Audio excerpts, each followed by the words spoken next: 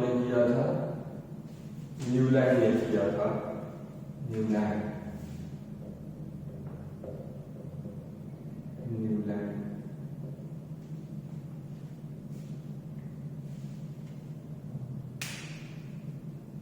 और सबसे पहला क्लासिफिकेशन कौन किए थे? Dobereiner. The second attempt, I can say, to classify the elements was done by Newland in the year approximately 1866। अब भाई न्यूलैंड के जमाने में 56 एलिमेंट्स वर नोन।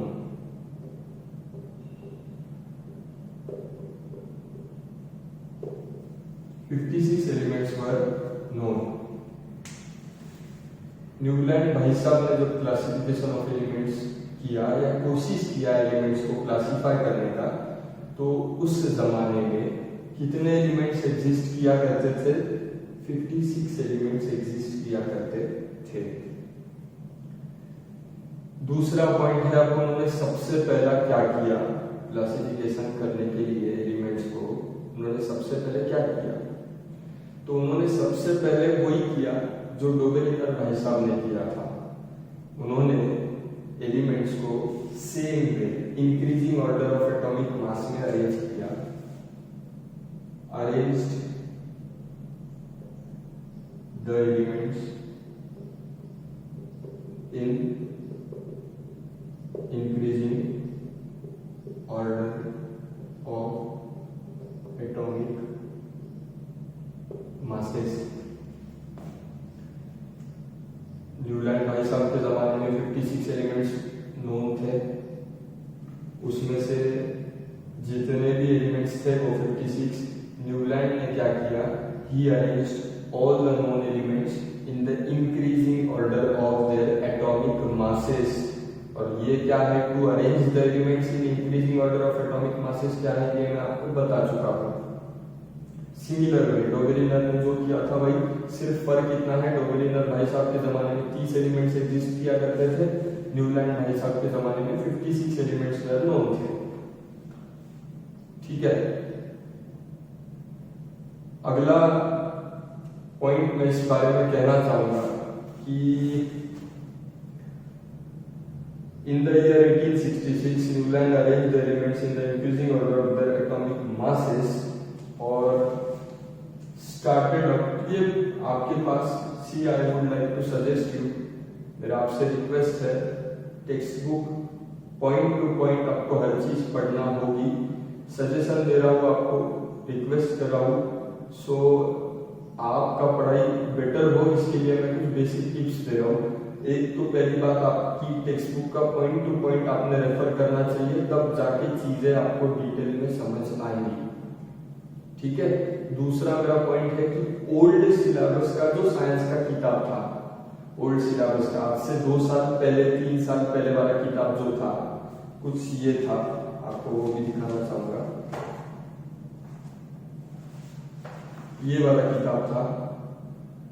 ठीक है, आपके पास रेफरेंस के लिए ये भी किताब हो ऐसी मेरी इच्छा है, तो I would like to request you to study the things from both the text books so that you get the things in a detail manner. ठीक है, तो कंटिन्यू करेंगे। जो 56 एलिमेंट्स क्लासिफाई किए गए, जो 56 एलिमेंट्स क्लासिफाई किए गए, वहां पर इट स्टार्टेड अप, न्यूलैंड ने सबसे पहला बंदा कौन सा चुना? Started up with hydrogen and ended up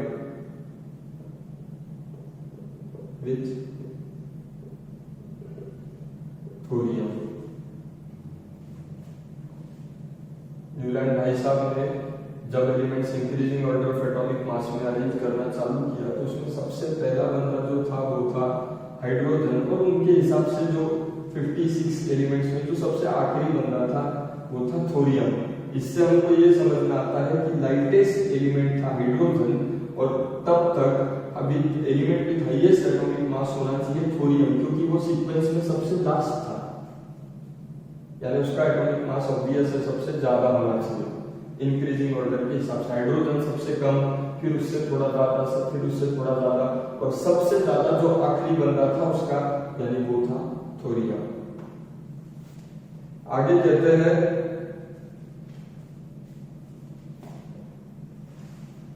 Newland भाई साहब कहते हैं, ये अब से आगे बहुत इंपॉर्टेंट है, शांति से सुनिए। He said that every eighth element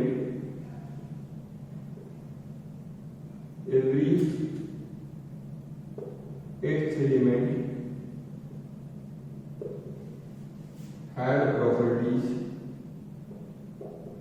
similar to that of first element.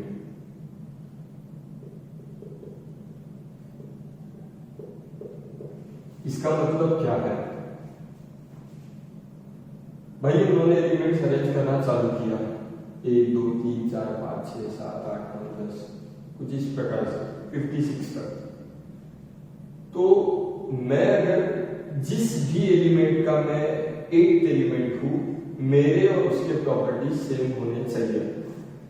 आपको अगर आपके सामने आपका टेबल हो तो आपको समझ आएगा कि सोडियम, देखिए सोडियम अगर लिथियम से स्टार्ट करें तो सोडियम उसका एक एलिमेंट है, यानी सोडियम के और लिथियम के प्रॉपर्टी सेम होनी चाहिए। अगर फ्लोरीन की आप लोग बात करें तो फ्लोरीन ये हाइड्रोजन का एक एलिमेंट है, फ्लोरीन ये हाइड्रोजन का एक एलिमेंट है, तो फ्लोरीन के और हाइड्रोजन के प्रॉपर्टी सेम होनी चाहिए। सपोज अभी मैं कुछ सीक्वेंस लिख रहा हूं इजी करने के लिए आपको, 1 2 3 4 5 6 7 8 9 10 11 12 13 14 यहां तक मैंने किया, ठीक है। अब मुझे बताइए अगर मैं 11 को पकड़ूं तो 11 किसका एक एलिमेंट है? चेक करेंगे, हम लोग पीछे जाएंगे, 8 7 6 5 4 3 2 1, यानी 11 ये 4th एलिमेंट का एक एलिमेंट है। यानी अगर आप 4 से काउंट करें तो 8 कहां पर खत्म होगा? 11 पर खत्म होगा। यानी every 8th element had property similar to that of the first. अगर 12 को आप पकड़े तो उसका फर्स्ट एलिमेंट है 5, 13 को आप पकड़े तो उसका फर्स्ट एलिमेंट है 6, 9 को आप पकड़े तो उसका फर्स्ट एलिमेंट है 2, 8 को आप पकड़े तो उसका फर्स्ट एलिमेंट है 1। दिस इज हाउ न्यूलैंड का कहना था कि every 8th element had property similar to that of its first element, ठीक है। एंड एग्जांपल मैंने आपको बताया, आपके पास टेक्स्ट बुक है, आप वहां पर भी देख सकते हो।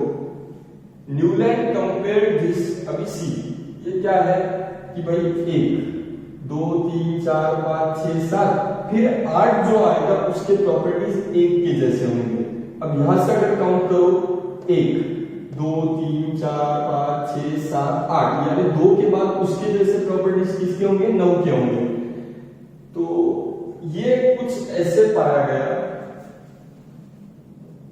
सा रे ग म प ध नी, और फिर क्या पाया जा रहा है? 7। मुझे इसमें क्या बताना है आपको, ध्यान से देखिए, 1 2 3 4 5 6 7 के बाद जो 8वां बंदा आ रहा है वो और पहला बंदा सेम है, यानी 8th element and it's first element same है। तो सा रे ग म प ध नी, और फिर क्या आ रहा है? सा। तो उसी प्रकार से एवरी जो भी 8वां बंदा आता था, 8th एलिमेंट आता था, उसके प्रॉपर्टीज उसके फर्स्ट एलिमेंट को। अब रैंडमली आप लोग ले लीजिए आपके नोटबुक में कैल्शियम, सपोज क्लोरीन को ले लीजिए आप, क्लोरीन को। अगर क्लोरीन को 8th एलिमेंट पकड़ रहे हो और अगर आप पीछे जाओगे तो sulphur, phosphorus, silicon, aluminium, magnesium, sodium और उसके बाद फिर उसका फर्स्ट बंदा आता है फ्लोरीन, यानी क्लोरीन के और फ्लोरीन के प्रॉपर्टी सेम होने चाहिए। और यह लॉ जो है वो किसने एक्सप्लेन किया था? न्यूलैंड ने। और इसको कंपेयर किसके साथ किया था? नोट्स ऑफ म्यूजिक, सा रे ग म प ध नि सा। फिर सा के बाद में 8वें नंबर पर फिर सा आता था, फिर सा के बाद में 8वें नंबर पर फिर सा। यानी बोलने का तात्पर्य यह है, Newland compared his law to the octaves found in music, and therefore Newland's law was called as Newland's law of octaves. Newland's law of octaves, because he compared his law to the notes of music. जिस प्रकार से music में सा ये पहले number पे आता है और 8वें नंबर पर जब आप आओगे तो फिर से आपको सा मिलेगा, उसी प्रकार से आप कोई भी एलिमेंट लो, वो एलिमेंट से जब आप उसके 8वें एलिमेंट पर जाते हो, एक अगर मैं 2 को पकड़ू, 2 से शुरू करूं, 1 2 3 4 5 6 7 8, तो 2 के बाद में 8वें नंबर पे 9 आ रहा है, यानी दूसरे एलिमेंट का और 9वें एलिमेंट का प्रॉपर्टी कैसा होना चाहिए? सेम होना चाहिए। और ये कहा किसने? न्यूलैंड ने। और इस लॉ को क्या नाम देंगे? Newlands law of